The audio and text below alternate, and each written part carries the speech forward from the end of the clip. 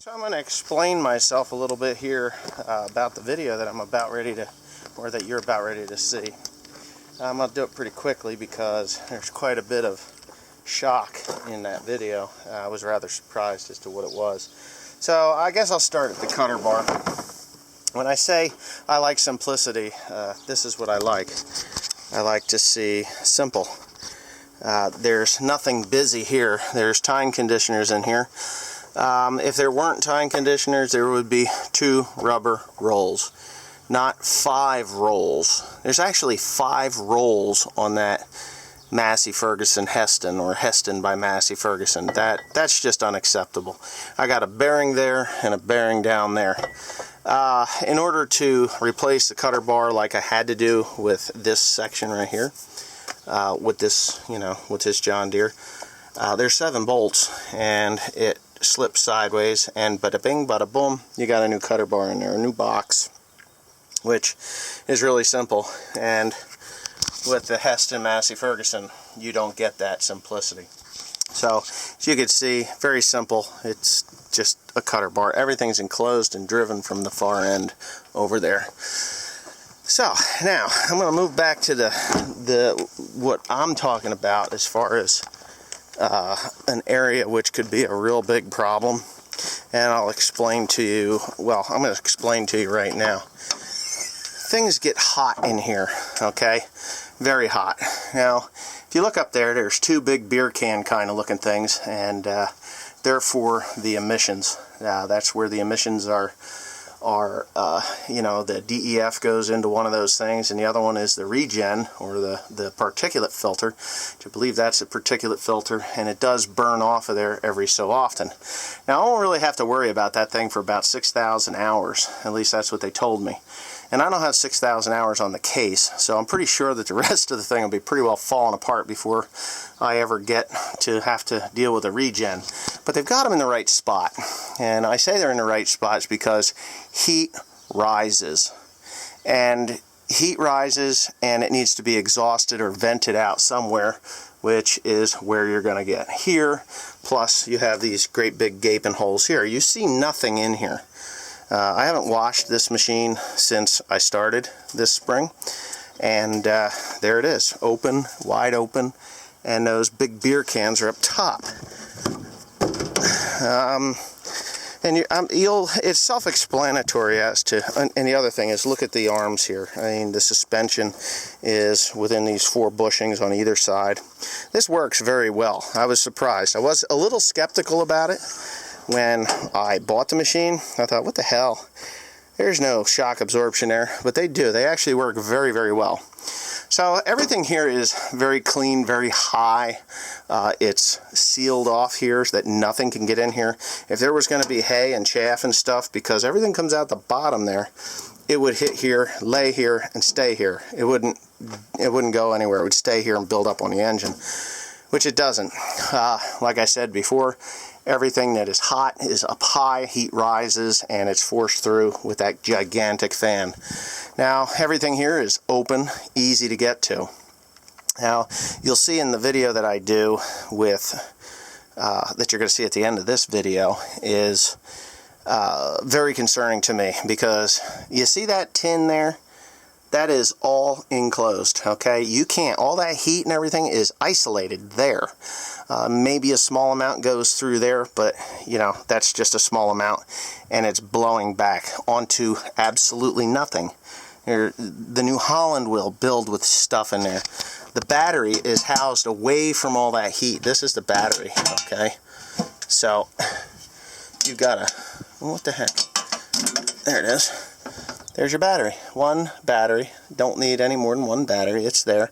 And it is away from everything. Away from the heat. Away from all of the fun stuff. Let me lock that up. I should put a regular padlock on that. The cab is isolated. Obviously, here's my air cleaner. And it is a very large machine compared to what you're about to see. Again, hydraulic steering assist, where the other machine either has a shock absorber. The one that I just reviewed has a brake system, which works really fine. It's good. So what you'll see in that video later is kind of the same setup, but not really. My diesel fuel tank is here, okay, is way forward. It's up and underneath here over the front wheels where it should be, because if you know anything about self-propelled windrowers, once the ass sinks, the front is sure to follow. But this is where the hydraulic tank is. That catches on fire in here. It is steel. The fuel tank, it is plastic, but it is so far away from anything that I can open that door and either go forward or come out the back. Whereas the other machine that I reviewed today, there is no going forward, and you have to go through what would basically be an inferno. Everything is isolated to keep the heat where it belongs, is out those side vents. I mean, that's huge in there.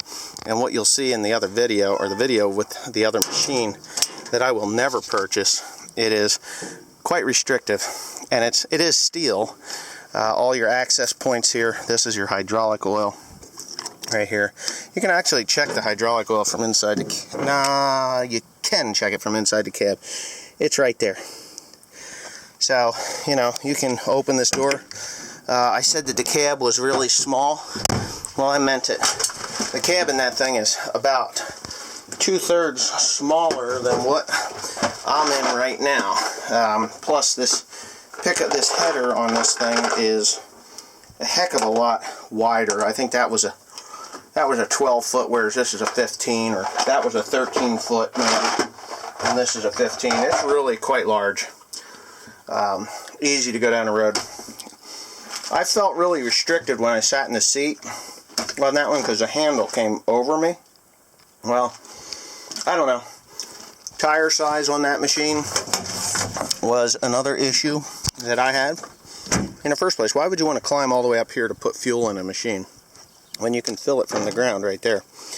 But this has full-on tractor tires. These are 20.8 38s radials, whereas the other ones, you know, I think they were like a 21L26 with a and they were really turf tires. So I really had a lot of dislikes about that thing. The axle was not even a quarter what this machine's axle is, and of course this machine is a lot heavier, built a lot heavier, easier to get up in and out of. The arms to lift it, cast. That's cast iron, cast steel. Really tough stuff. Greasing points are easy here. They're right here. They're right there. They're everywhere. Everything's hosed, and it's good to go. Now, I'm not saying that this other machine doesn't have its applications. It just scares the hell out of me in the type of business that I'm doing. Maybe if I was doing alfalfa or clover with no dusty conditions, it would work flawlessly and never have an issue with fire or anything. But from what I could see, if I was going to go into mulch hay with that thing, I'd have a leaf blower on it and blowing it out twice a day just to keep it from burning. So I know I'm an opinionated person, but I know what I'm looking at when I'm looking at it, and I can see the hazards and the problems. I've had a machine burn before due to loose hay and a short in a wire. There's no stopping something like that. You just can't stop it. So with that being said, watch this next video clip, and you tell me what you think the differences are. I know, coming from a John Deere, from a Case WD-2303 to the John Deere W235, this is way more advanced, way more well thought out than what I just am about to show you. And even over the Case windrower, that one is a pre-emissions deal. That's a tier 2 or a tier 3, tier 2, yeah, tier 2, that's what that one is. So that one doesn't have all the happy horse shit on it like this machine does, but this machine is not going to burn. If this machine burned, something blew up and shot fuel all over the place. But anyways, thanks for watching, and enjoy this next clip, or don't enjoy it. But I can tell you one thing, if I'm buying a new windrower, it's not going to be the machine you're about to see. Thanks for watching. Tape in. Okay, so everybody's telling me, hey, you got to check out the Hesston Massey Ferguson mower. And I'm like, well, not really, but okay. Well, this is kind of interesting. Oh, I've never seen that before, but that kind of sort of makes sense. They've got their spring is in the center with their shock absorbers like that. Weird. I've never seen it like that. I've never really been up too close to one of these. Neighbor had one. That's all metal. Oh, where's the motor? I only see a keg. This must be made for drinkers. Holy cow. Alright, so all joking aside,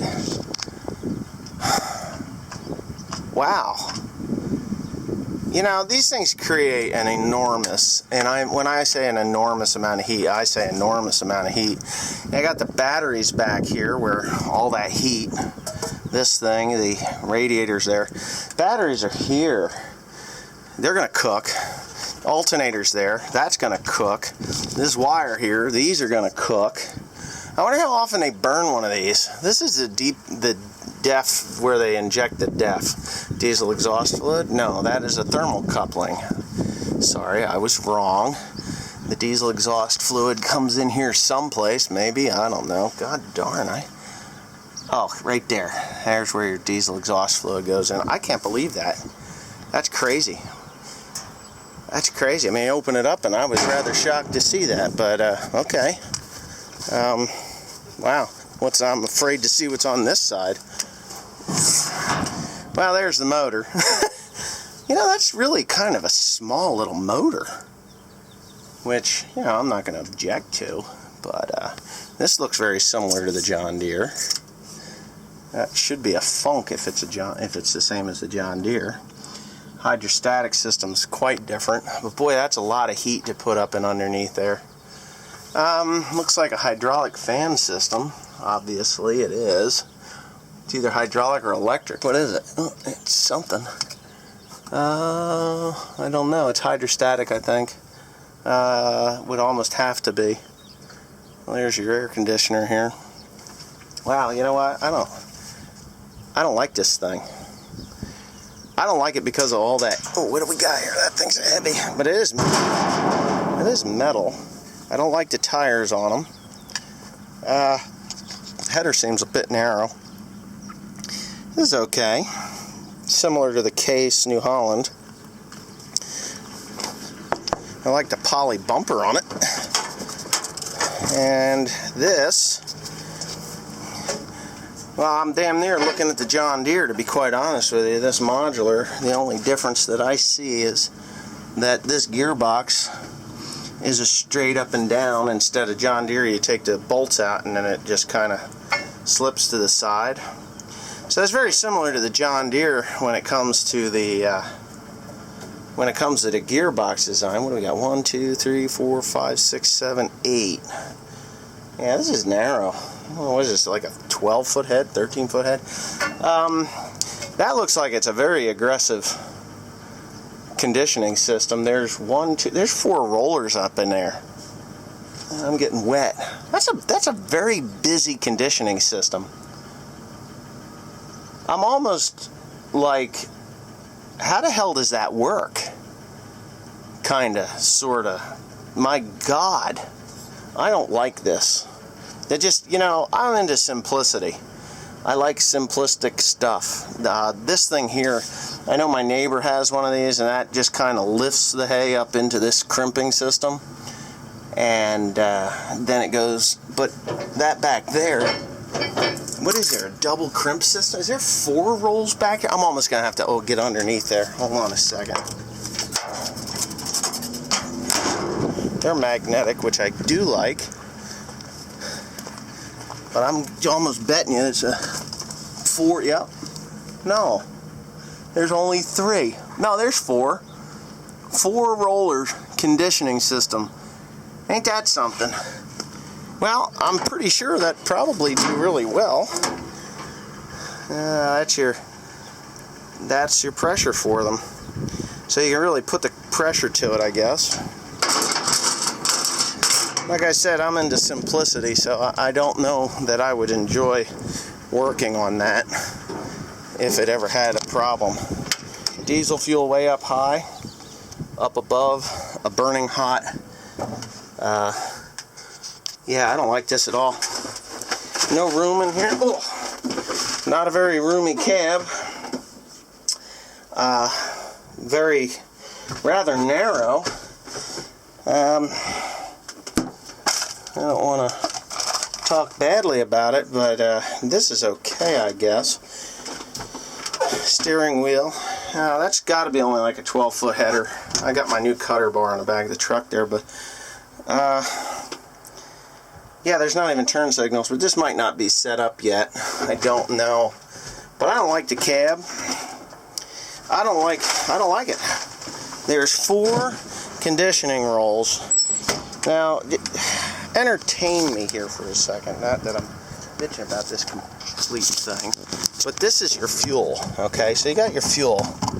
It's up here. You spill that fuel. And don't tell me you're not going to spill the fuel, because you're going to spill the fuel. And your hydraulic tank is there. Your hydraulic reserve tank is there. And it's plastic. So you've got an exhaust pipe coming off of a turbo. Okay? Comes out of here and around. Now that gets bloody hot, and you got this little tinfoil thing. But you're right next to a plastic oil tank. Wow.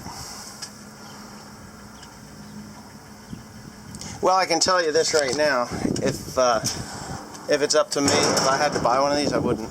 I'm sorry. I just wouldn't. It's not going to happen. The DEF tank, if they wanted to do something, they should put the fuel tank here and put the DEF tank up there and the hydraulic tank forward. So if anything melts, it's the urea, and then that'll put the fire out instead of heating up a oil tank and setting the whole thing on fire. That's just my opinion on it. And maybe my opinion is not good, but not good to some people, but it's good enough for me. I do like the brake system that they have here. That'll keep it from swiveling. I know New Holland needs to figure something out there.